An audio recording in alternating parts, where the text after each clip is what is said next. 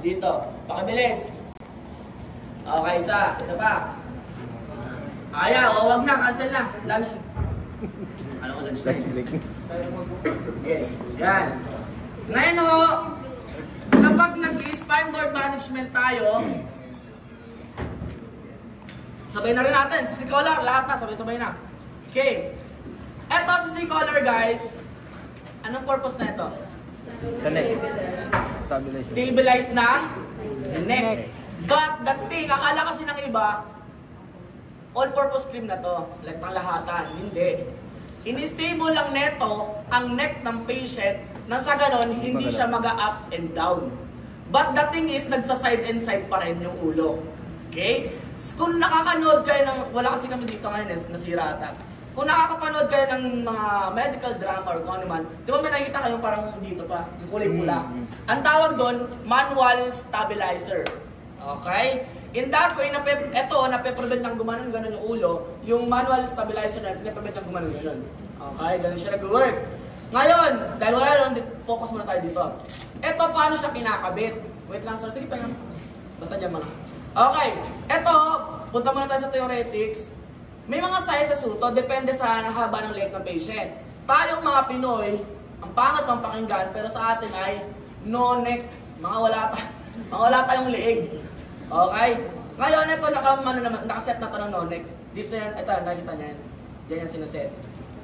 Okay? So, dahil Pinoy naman, sir, okay na to. Now, paano ngayon to pinapasok sa pasyente? Hindi to kung paano nyo, ganyan, tapos susok-sokin, hindi. Meron tong tamang way. Okay.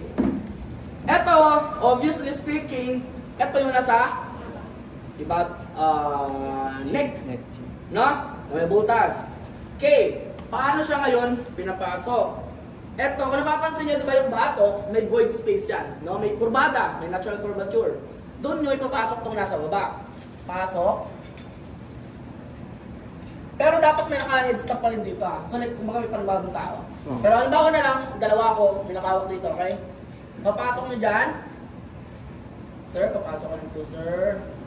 Tapos, ito, kung napapansin nyo, ito, sumama mo na. Ito, hindi rin yan ganun, kung ano lang matripan nyo. Ang ginagawa dyan, pinapadaan yan dito. Hawak dito, support. Tapos, sinuswipe. Gano'n. Ini-slide siya. Slide.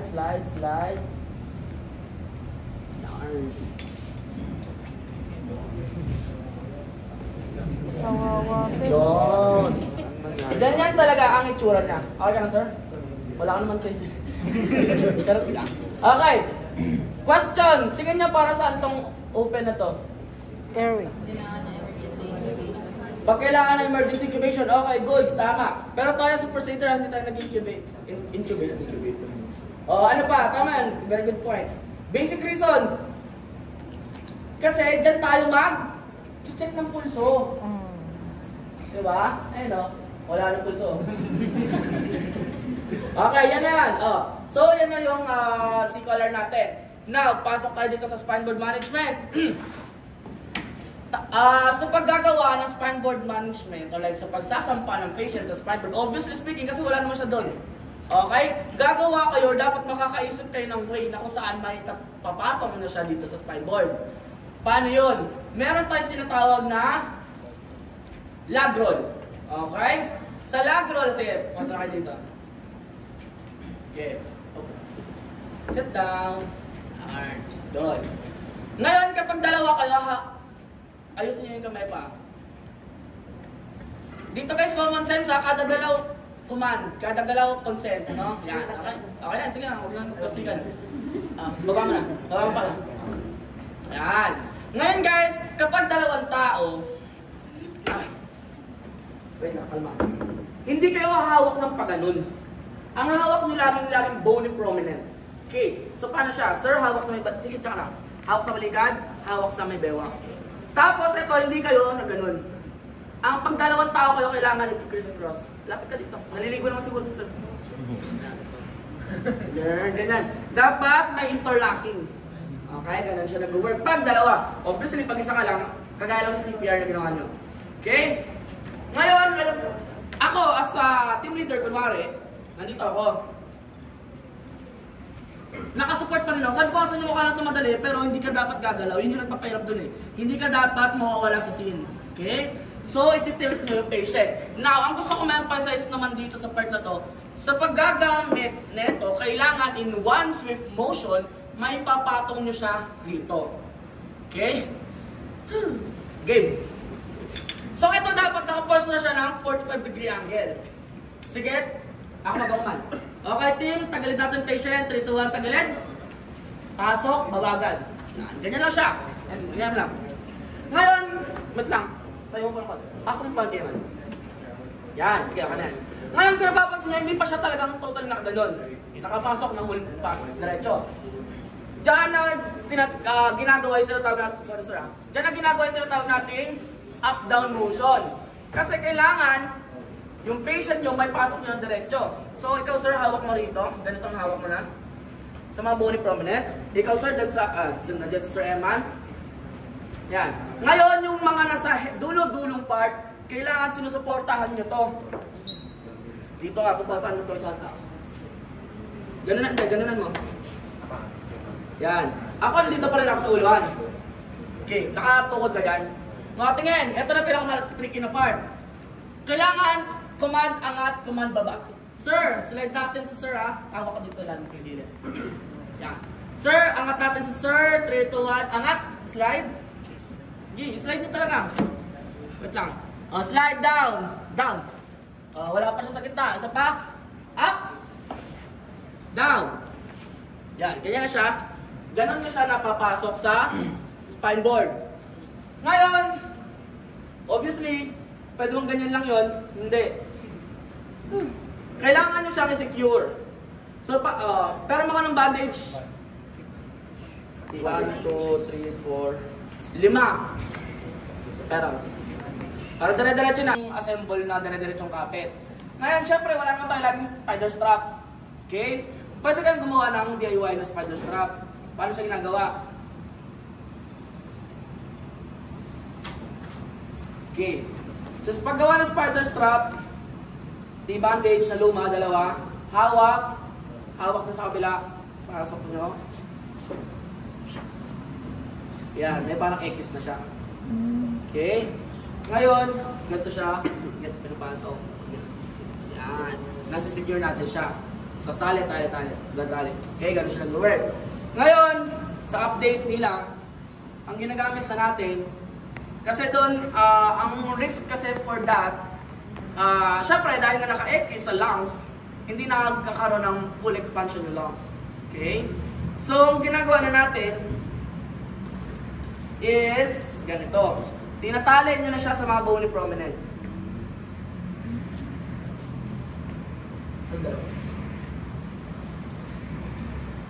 Tapos, ibabaw ng tuhod.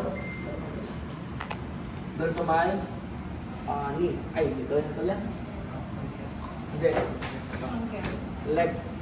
Okay, ganyan siya. Sa pagtatali nito, ang pinakakailangan nyo magawa, hindi yan tinatali ng sabay both sides. Tinatali yan isa-isa. Isa-isang side. Okay? So dito sa part na to, hindi siya nakaganito yung kamay. Kailangan na dyan, nasa gilid. Okay, gilid pa rin sa mga. Ngayon, ito, hindi siya tali ganun. Ito, tinatali to sa ilalim ng kilikili. In that way, may anchor. Okay? May naka-angkla. Tapos, tali nyo rito. Pasok dun, sir. Tali mo. Isa-isang side lang. Doon, dito, sir. Dito lang. Yung mga butas na yan, obviously, doon kayo magtatali. Now, question, kung napapansin nyo, ito may butas to dito. Ito, lately ko lang ito nalaman. Di ba may butas to? Kita nyo ba? Yan o, may butas siya. Tingin nyo ano purpose niyan? Ha?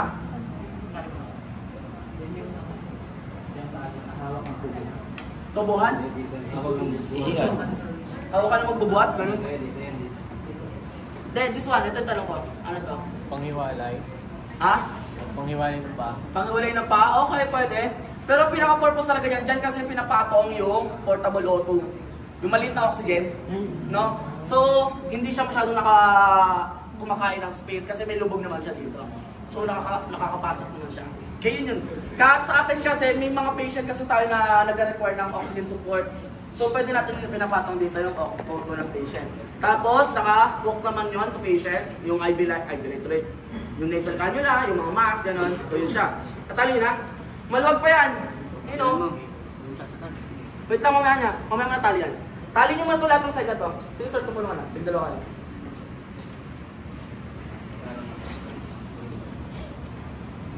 Dito naman yan. Kapag sa kamay, sinasama niyo na. Yan, ganyan siya. Wait lang, mamaya niyo itali. Buuin yung... Kayo, tali niyo na. Mamaya na ako ka ng side na to.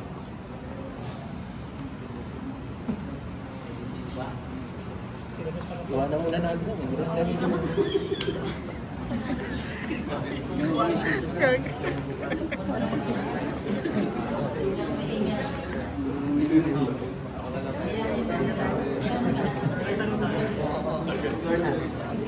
Hindi ako nan. Wala yan, gawa mo na eh. Tago mo na lang yun. Kabilang side naman, itali.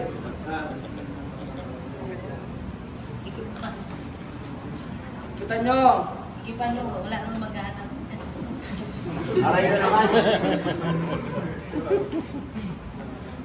Sige, go. Kita nyo na. Ayun o. Hands bait na.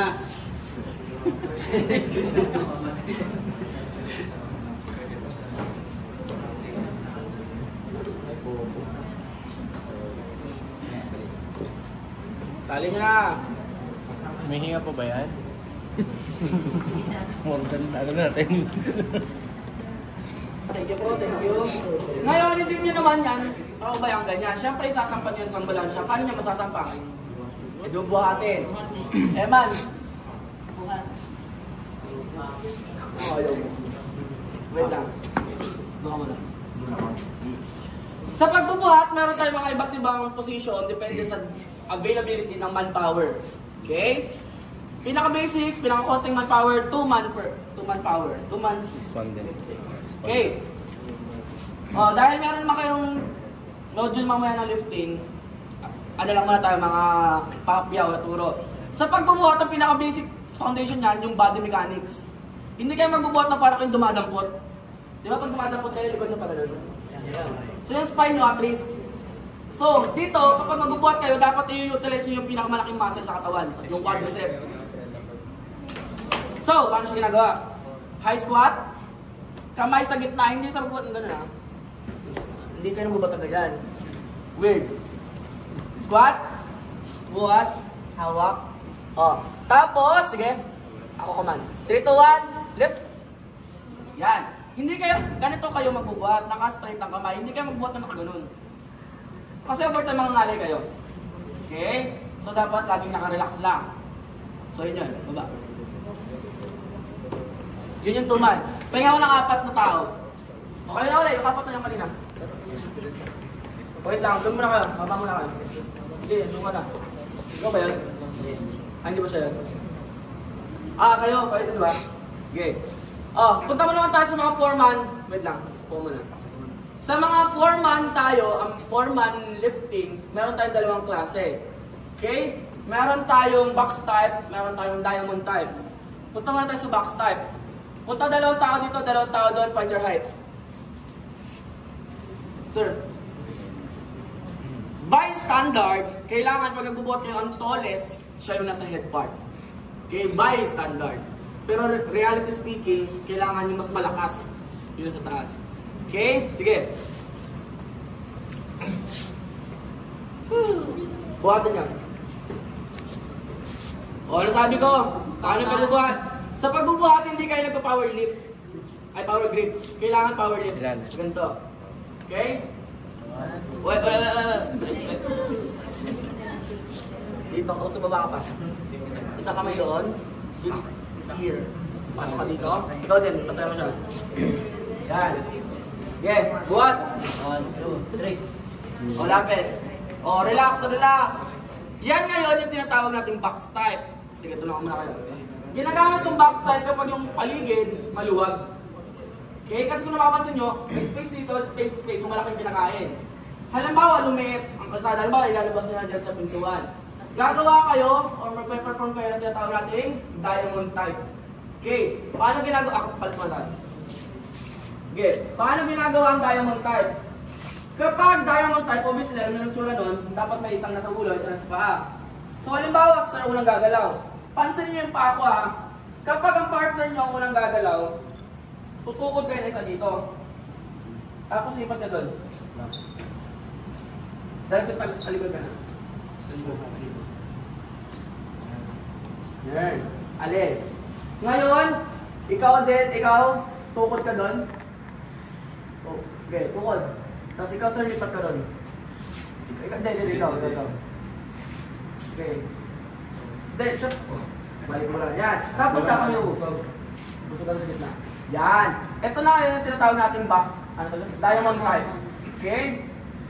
Pero sa totoong buhay, mas madali at mas mabilis ginagawa yung box type. Kasi doon, nung ginawa namin yun, nakatakbo kami. No, natakbo namin yung pasyente.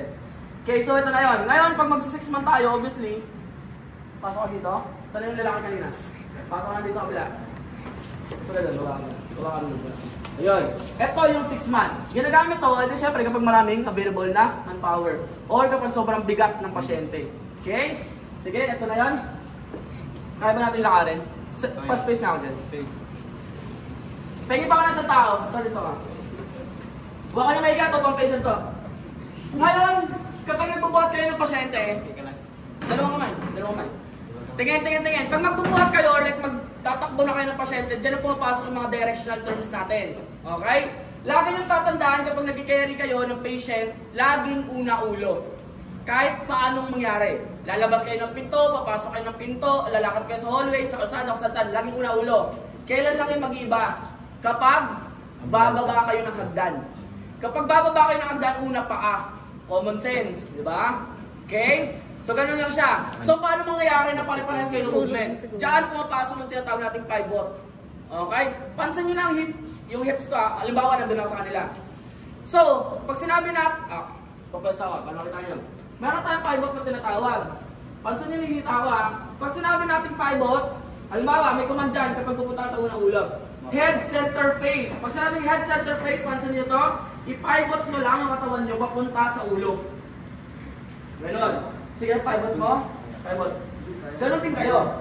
So dahil nandito sila, ang movement nyo naman pa ganon. Okay, galaw. Head, center, face. Head, center, face lang. Yan. Kung napapansin nyo na ngayon, meron ng paa na nasa inner side, meron ng paa na nasa outer side. Okay? So, mangyayari, ang pinaka-command nyo na dyan, para pare-parehas kayo ng hakbang, is inner foot first. Okay? So, kayo ang una nyo hakbang kanan, kayo ang una nyo hakbang kaliwa. Tanggalin mo nga yung mga bolen. Iikot natin ito bolen. Diyan lang, ikot na lang. Dito. Sarap tulog na si Kuya. Kaya nyo yan. Okay. Head, center, face. Head, center, face. Yan. Oh. Inner foot first. 3, 2, 1. Go. Kuman. In. Out. In ganun. Out.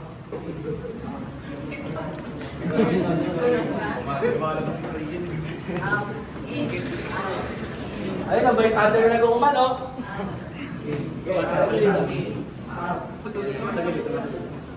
Ingat. Okay yan. Okay. Put the victim on the ground.